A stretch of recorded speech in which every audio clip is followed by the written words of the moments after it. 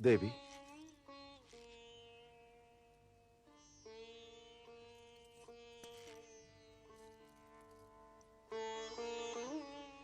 आपका मुख तो सदा कमल के समान खिला रहता है, परंतु आश्चर्य, आज तो यह कांतिहीन लगता है। देवी, यह हरिश्चंद्र आपके मुख पर मुस्कान देखने के लिए लालायित है। प्रभु, मध्याह्न के मार्तांड के समान विश्वामित्र कहीं हमारे जीवन कमल को अपनी तपोग्नि से जला तो नहीं डालेंगे? आपकी यह शंका निराधार है देवी। महर्षि ने अपना धन हमारे ही यहां सुरक्षित रखा, इसके पीछे अवश्य ही कोई गूढ़ार्थ है, और जब तक वह धन हमारे यहां है हम अशांत ही रहेंगे। वह सर्प की तरह हमारी छातियों पर फन काढ़े फुंकारता रहेगा। मन को इतना आकुलित न करो देवी। जब महर्षि ने चाहा तो यह धन दिया, और जब उन्होंने यह कहा कि यह धन यहीं सुरक्षित रहेगा तो स्वीकार किया। उनकी आज्ञा का तिरस्कार करने का तो प्रश्न ही नहीं उठता। भूल गई, हमारे पिताश्री के लिए इन्हीं महर्षि ने अपने तपोबल का त्याग करके एक नया स्वर्ग स्थापित किया था। आपने अपना धर्म निभाया है प्रभु, परंतु न जाने क्यों आशंकाओं से मेरा हृदय कंपित हो रहा है। भय से विपत्तियां नहीं टलती देवी। विश्वास रखो अपने कर्मों पर। धर्म के मार्ग पर चलना हमारा कर्तव्य है, शेष भगवान की इच्छा। आपके सत्य का व्रत ही आपकी रक्षा करे। निश्चिंत रहो तारामती, सब भगवान पर छोड़ दो।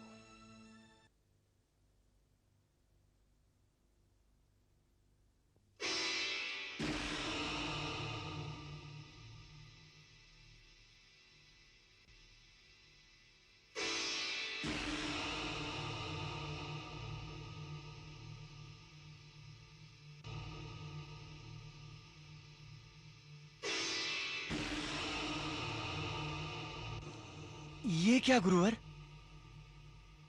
ये वे नृशंस हैं शिष्य जो अपने विशेष सत्य को नहीं त्याग सकते। ये अयोध्या की सीमाओं में हाहाकार मचा देंगे। अयोध्या के वनों में इनका काल है।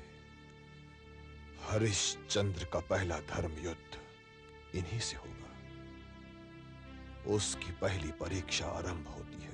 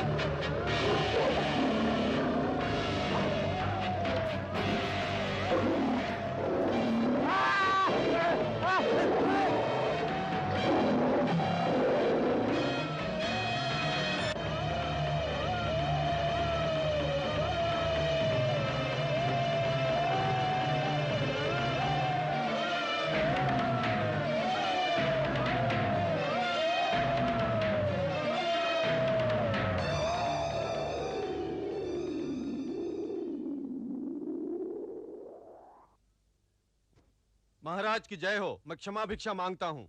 भय छोड़ो, बोलो क्या है। अरण्य सीमाओं से आए हुए ग्रामीण आपसे कुछ निवेदन करना चाहते हैं। राजा सदा प्रजा की रक्षा के लिए ही तो होता है, उन्हें शीघ्र उपस्थित करो।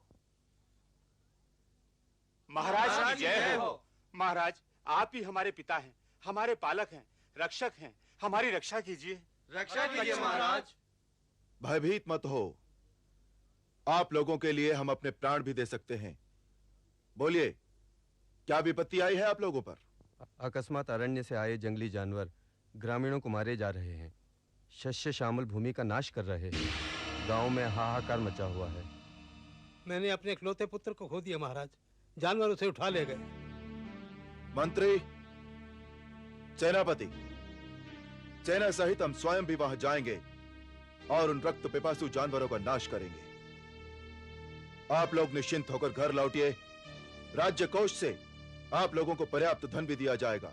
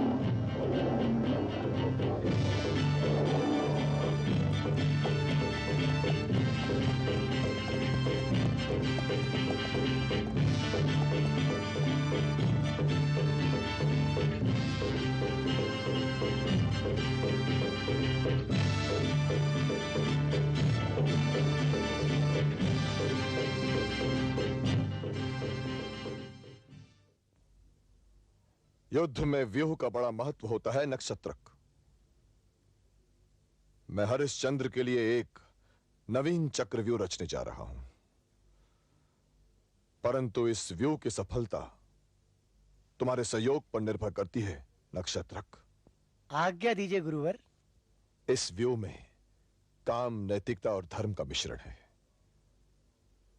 काम, नैतिकता और धर्म का यह त्रिशूल उसे पराजित तो नहीं करेगा, परंतु उसके व्यक्तित्व के विनाश का मार्ग अवश्य खोल देगा।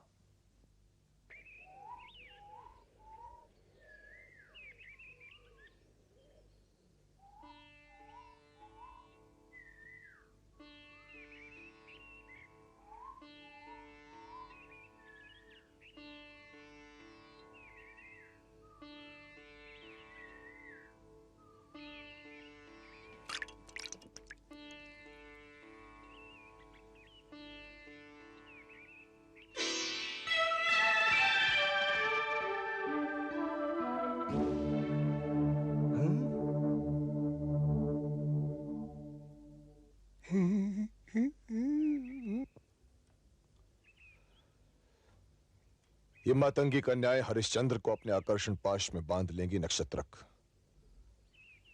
तब अपने कर्तव्य पथ से हटकर वो वासना की लपेट में आ जाएगा। जब चरित्र का पतन होता है तो व्यक्ति कुछ भी करने को तैयार हो जाता है नक्षत्रक। इससे मेरा कार्य सुलभ हो जाएगा। हे मातंगी कन्याओं, तुम्हें अयोध्यापति हरिश्चंद्र पर यौवन पाश फेंकना है, उसकी काम तृष्णा को भड़काना है और फिर अपने केशों में बांधकर अपने ऋषि चरणों में ले आना है। इस नाटक में मेरी तो कोई आवश्यकता नहीं है गुरुवर। है शिष्य है, किंतु आगे चलकर। अभी रंगमंच के किसी ओर खड़े होकर नाटक देखो और रंगमंच पर अपने आने की प्रतीक्षा करो। आज्ञा का पालन करो। जो आज्ञा।